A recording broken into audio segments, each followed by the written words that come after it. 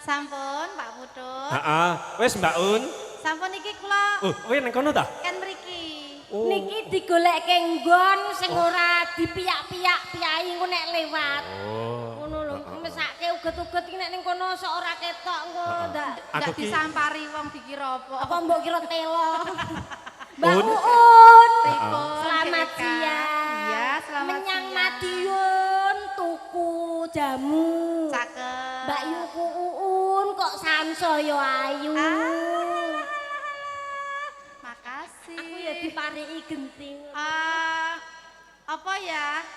Nyang Jakarta. Yang Jakarta. Tuku klambi. Apa? Ika cantik sekali ngono. Lah ora nek sing ngelem ya tak lem dhewe. Yang Jakarta tuku tahu. Ada. Mbak Eka, kok kowe tambah le ayu. Arep ngomong tambah lemu lho. Le ayu. Aku iki karepku arep ngubah jeneng ngono lho. Kan awakku misal cendhek kan ya uget-uget wis pas. Kok tak lemokke ben dadi kantrung apa piye. Ngene lho Un, Dalem. pait pariane kanggo Mbak Ika kuwi. Ngaten. Pripun? Neng Jakarta klambine biru. Terus? Mbak Ika suwe malah saya lemu. Oh iya. Ngono lho. Iki hasil MBG. Oh ngono. Ning Jakarta tuku waluh. Eka ora lemu tapi abuh. Iya. Mbak Un, Dalem. menika permintaan dari Pak Juwanto Nggih. ngersake tembang pepeling. Ngoten. Yasanipun Ki Haji almarhum Ki Haji Anom Suroto. Nggih. Nggih. Dipinangkani Mbak Eka. Dipun bawani riyen apa mboten Pak Putut? Dibawani. Bawani riyen. Kula kalih Mbak Un duet nggih. Iya. Ning kene sing ditanggapi kowe. Aku yo, tapi Apa? aku saiki. Saiki dia malah jenengan awet mau teko bengi kok. Aku malah gori kita. Iya, tapi Saking jenengan. Iya yo akeh-akeh. Lho, Yo. Sik to, Pak. Urung genah ya Dek iki. urung genah. Heeh. Enggak Mbak Eka. Padha aku rene iki ya wis genah. Genah piye? Genah le nyarutang aku. Oh iya. Ning kene iki omahe golek dulur. Iki ning kene golek dulur. Kamu nek jalan-jalan ke Madiun mampir ning Pondok Catur. Iki rumah makan. Iki rumah makan Iki rumah makan Pondok Catur. kagunganipun Pak Han Juwanto. Juwanto. sing terkenal nggon seafood. Iya. Masakane apa-apa enak kuwi. Iya. Pondok Catur kene iki. Yo kene. Ya iki. Allah, aku ki ya lagi rene pisan iki. Iya, sok dibaleni neh rene. Sesuk rene meneh. Heeh. Nek diundang, Yo jajan to piye to iya, iki jajan. kon jajan ngenteni undangan. mbok menawa acara ngene iki meneh kan ya. Aku yo gelem. Ya gelem to. Oke, dibawani dulu Mbak Un. Iya. Nggih. Ya, songo, dikekne songo. Nggih.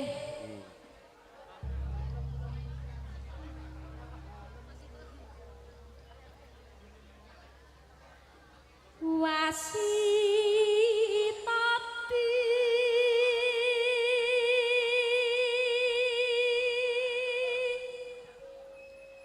saking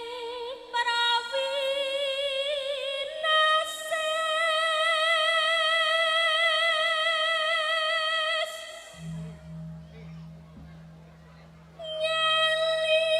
nyelingana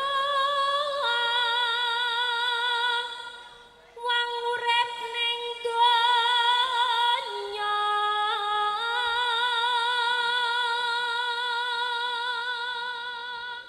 Mbak Un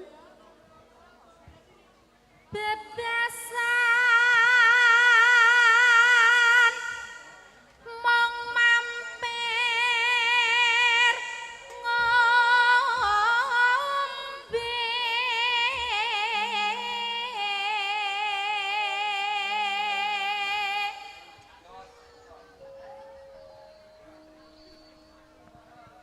salat kang limang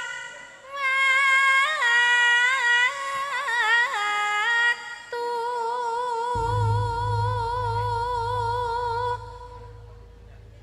kudu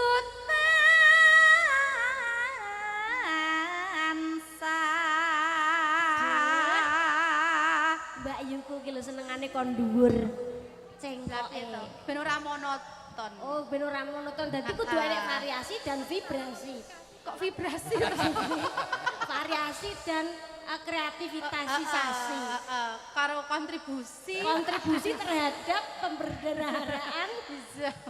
variasi-variasi. Kok Oh, ngerembuk cengkok ketika kontribusi barang. Mbak Eka iki lho mbuh iki cah iki. Kudu tansah. Terus Un, ayo. Dipun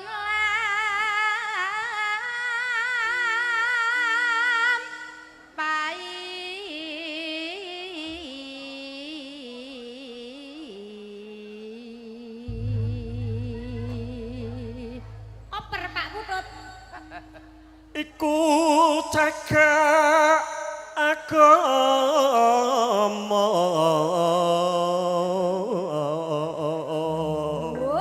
Oper Mbak Puri. Model kowe kaya wasit. Kaya wasit iki lho. Yo ben lagi usum Piala apa? Dunia. Men aku usum bleduk.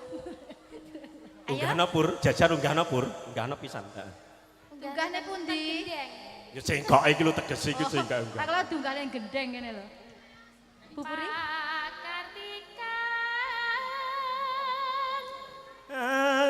Ang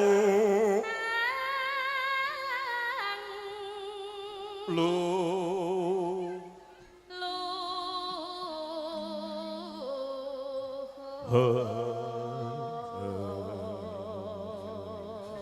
Oper Mbak Sinta. Ngene bae dadi MC penak ya. Penak ya. Oper. Oper ngono penak. Lerek Mbak Sinta. Oh, jaluk dilerek meneh. Lerek. ngedohken tindak mungkar. Ayo.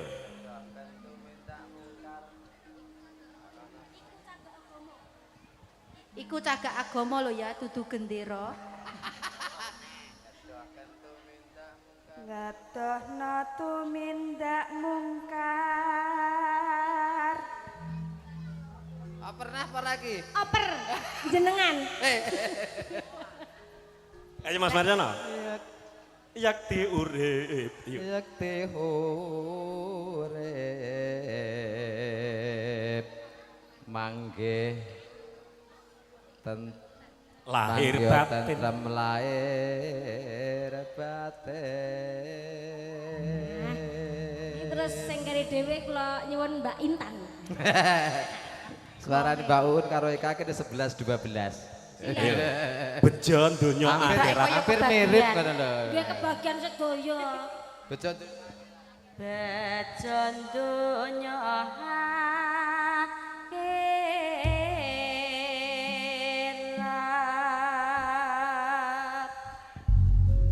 Alhamdulillah. Ye. Ya. Yo.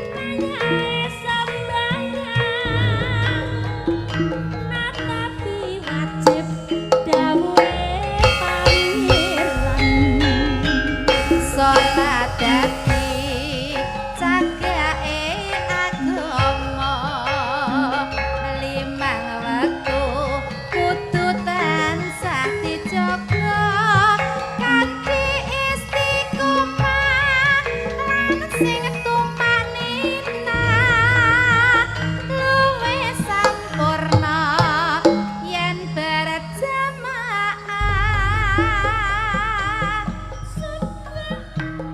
Luhur lan asor salat ngetokake tindak ungkar magrib prayogane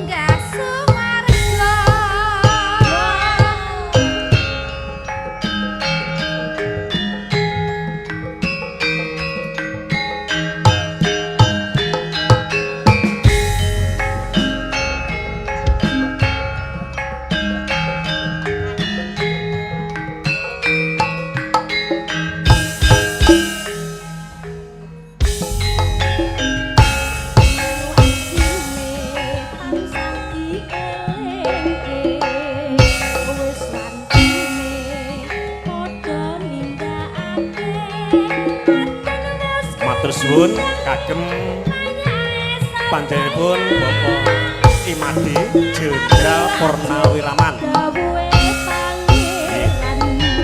Salat dadi cagake agama limang wektu kudu tansah dijaga kanthi istiqomah lan sing tumanina luwih sampurna yen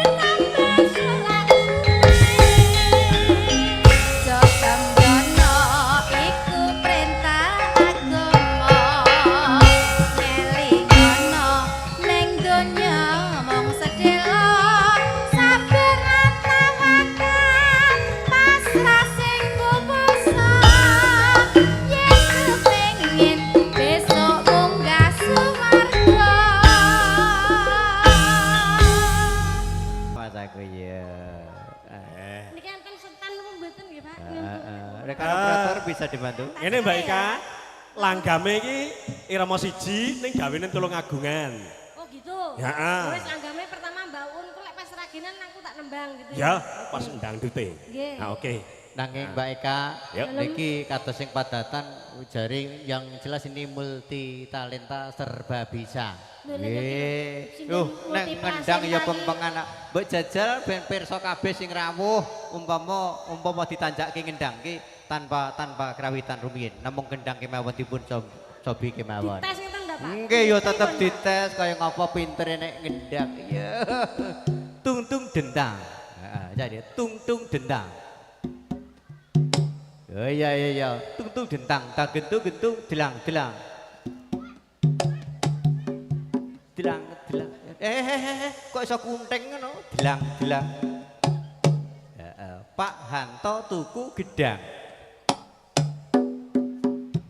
Ape, gedange tugel. Ciglok ora? Tugel lho, iki ciglok ora? Iya. Ya, pinter. Neh. Pak Hanto cukur rambut. Lah iki.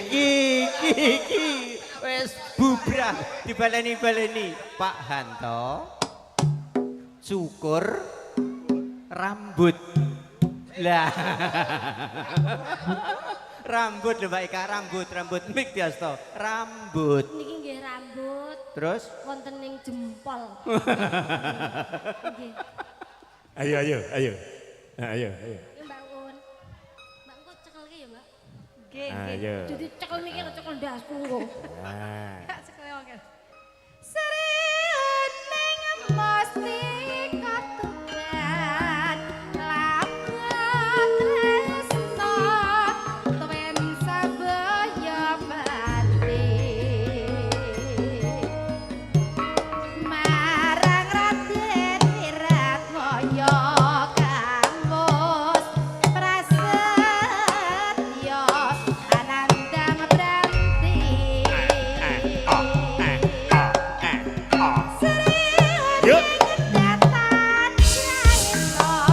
Ya.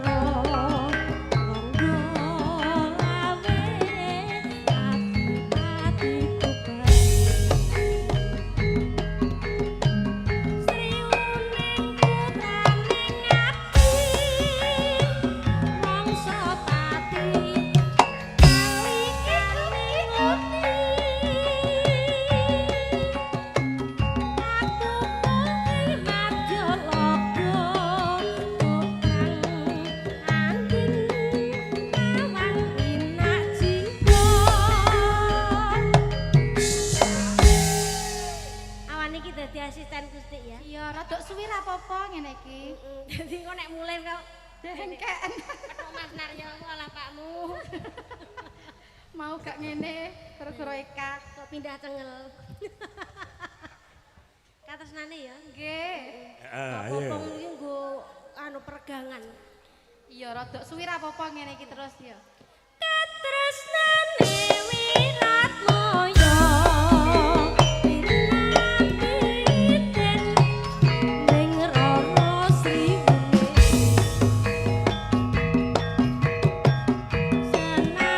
Wah, seragenan.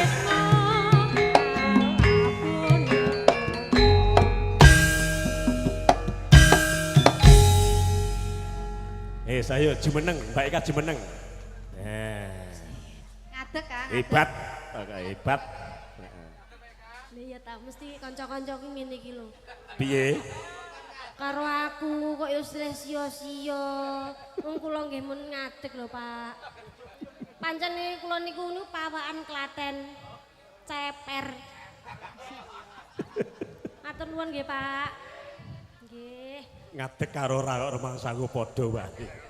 Iki jenenge Little Body iki yo ngene iki kok. Little body ki apa? Silite gatel kelebon ngedi. Amit nggih, Pak. Masa. Amit ya, Mbak. Kok gawe jarwo dosok barang iki.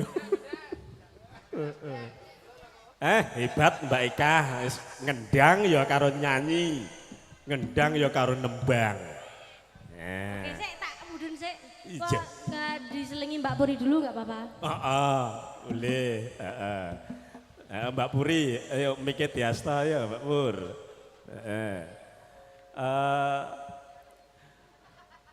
Monggo ingkang ngaturaken Mbak Puri sik ayo. Apa niki Pak Pur? Kaya duet. Wis mangsa bareng. Duet. Ora ya engko Mbak Puri dhewe wae ora apa-apa. Wis mangsa bareng. Janjine mawon. Diumumkan buat karyawan Pondok Catur foto bersama mempelai. Karyawan Pondok Catur silakan untuk foto bersama mempelai. Ya.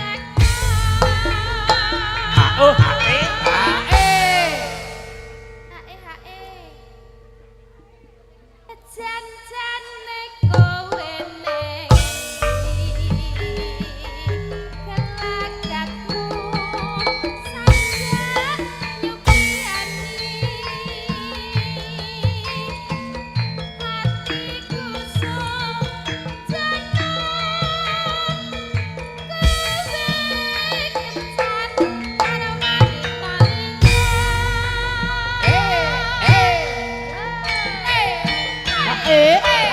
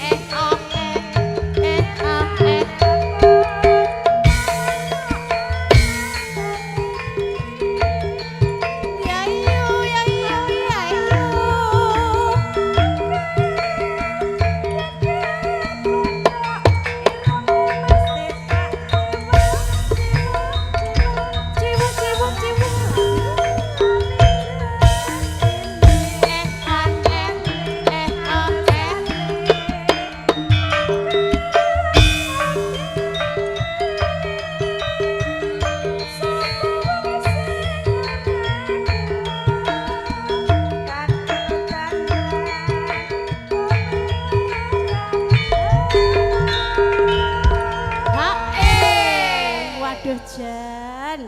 Wis pangapunten piantone wayu-wayu Jan. Heeh. Enek Mbak Uun. Heeh. Purinti puri. Pur. Heeh, Jan pokoke suaramu Jan tenanan. Monggo dilanjut. Jan.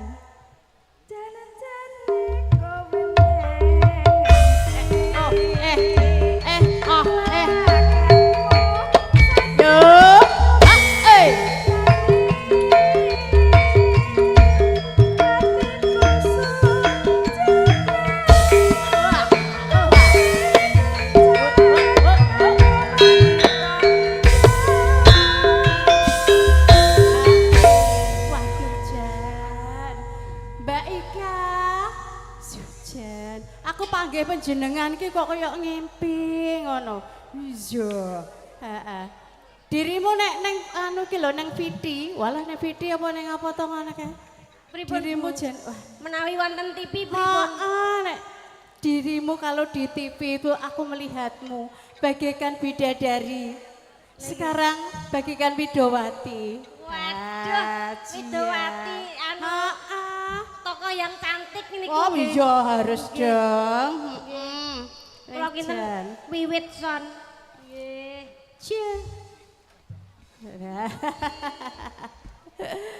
Mbak Ika, dalem aku jan kangen karo swanten panjenengan nek pas neng neng video ngono kae. Jan. Bocah kok lek ayu lindri-lindri merakati kaya widodari turun saka kayangan. Ora kok bledhokan lho.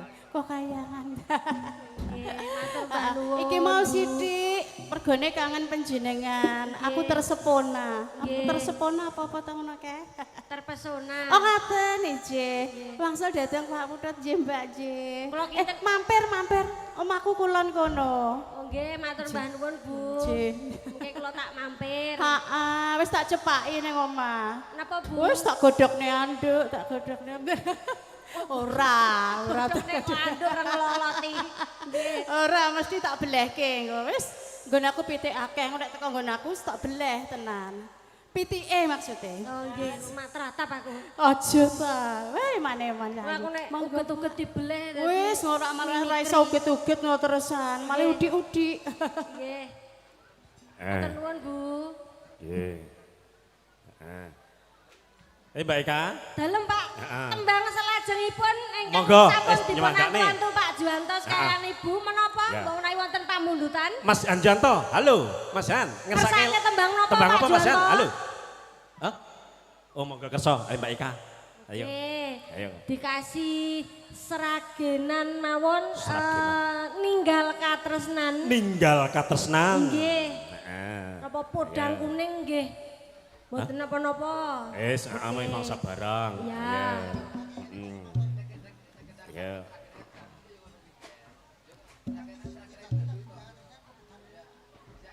Nggih. Wah, aku digeke nggon karo Mase syuting iki nggo gulung. Oh ngono. Iya. Oh.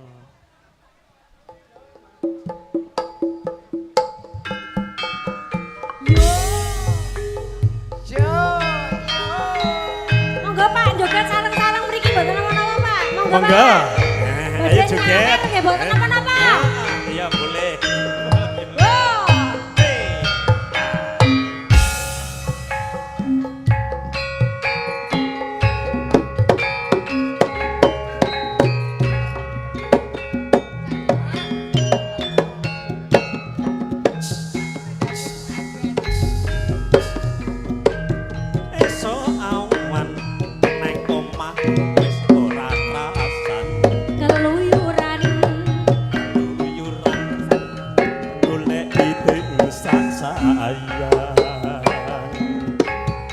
Mubeng miter anggonku goleki ora krasa esuk awan nganti bengi. Lanjut Mbak Ika. Yuk. Maneman yen nganti liya kanyawan. Yang kleyang tak sawang celok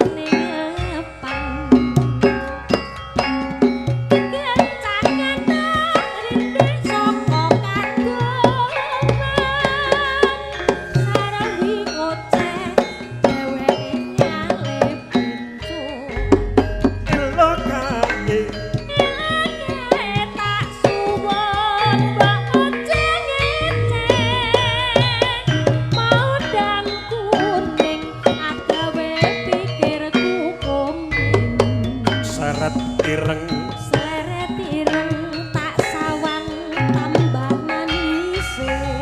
ibu bunga Ibu bunga yen lakonnya andeng seliran. Ora bakal ati kagiwan liyan. ya Ayo Mas, yang si pondang Yuk. tak sawang ora mendong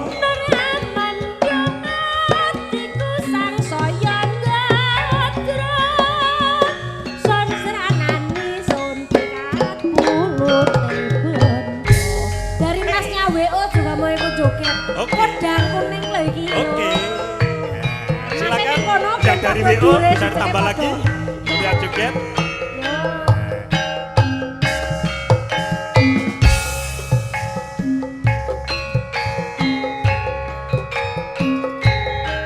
Pak Juwanto mbok menawi badhe mbeksa saged Pak, monggo Pak.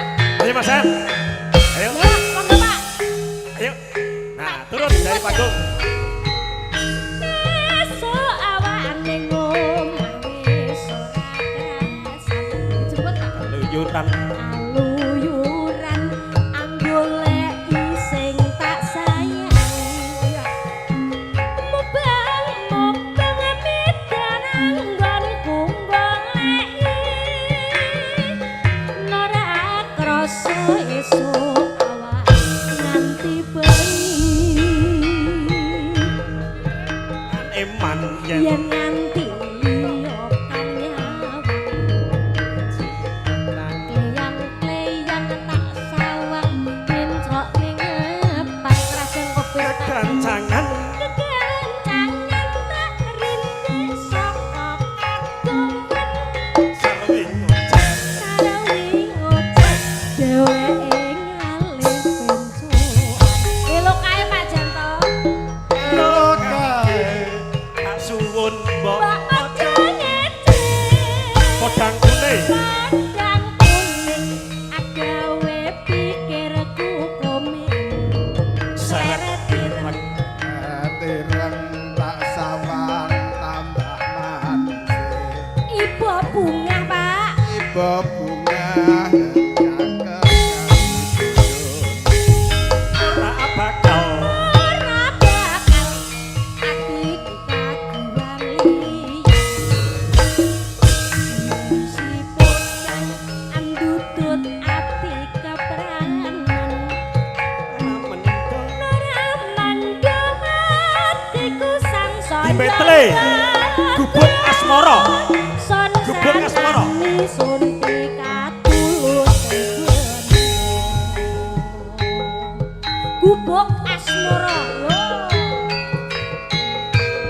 ah he he ah he he ah he he ah he he ah he he ah he he ah he alon alon yuk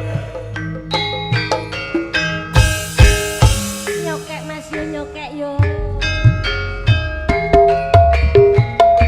Yen liwat aku kelingan pondok lesehan biyen tak goleren pondok catur ning cagak kembak tulisan warna abang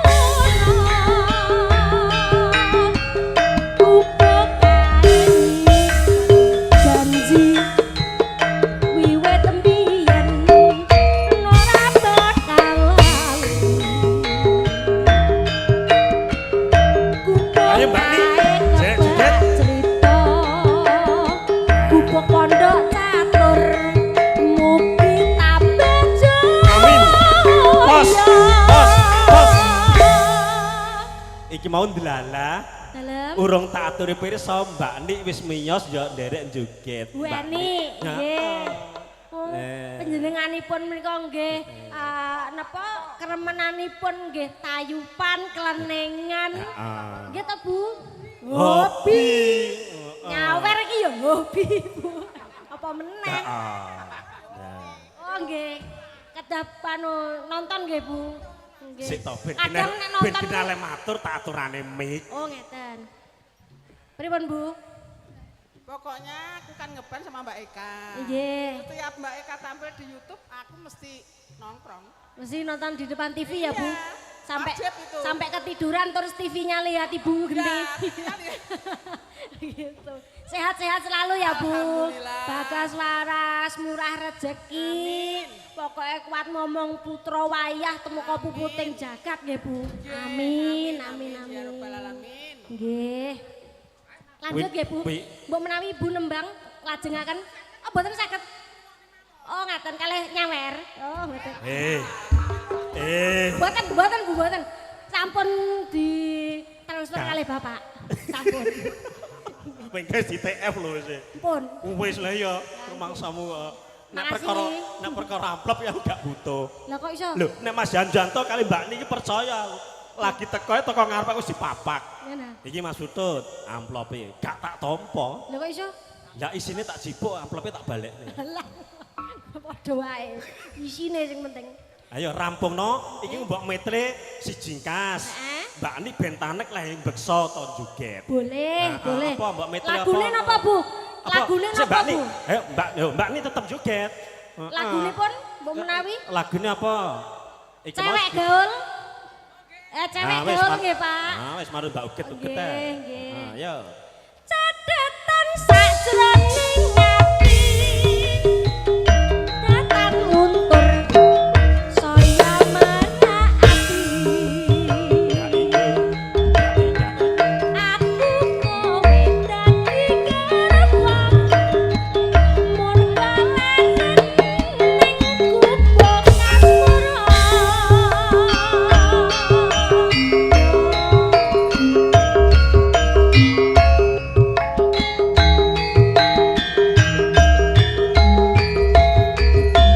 Jogetnya sing sesel ya Buni. Yo. Ya, ngeraja kobes. Nyokek Mas Yul, nyokek yo. Ibarat tegan kowe isih wangi. Ibarat tabu kowe panten lagi.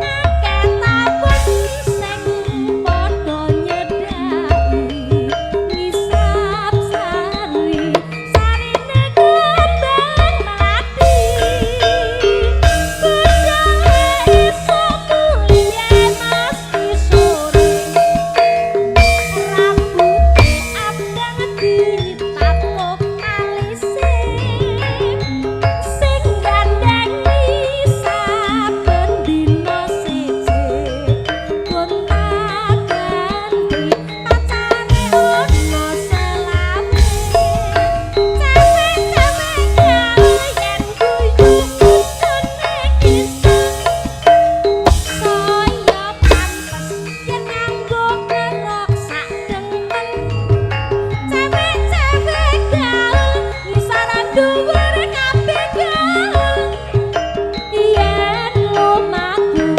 bakale mentul-mentul sawange musik ora tregukan nyawang bokong dadine kaya dandang tumpakane sepeda motor lanang cewek gaul ayune sak kecamatan matur sembah nuwun Mumpung Mbak Ni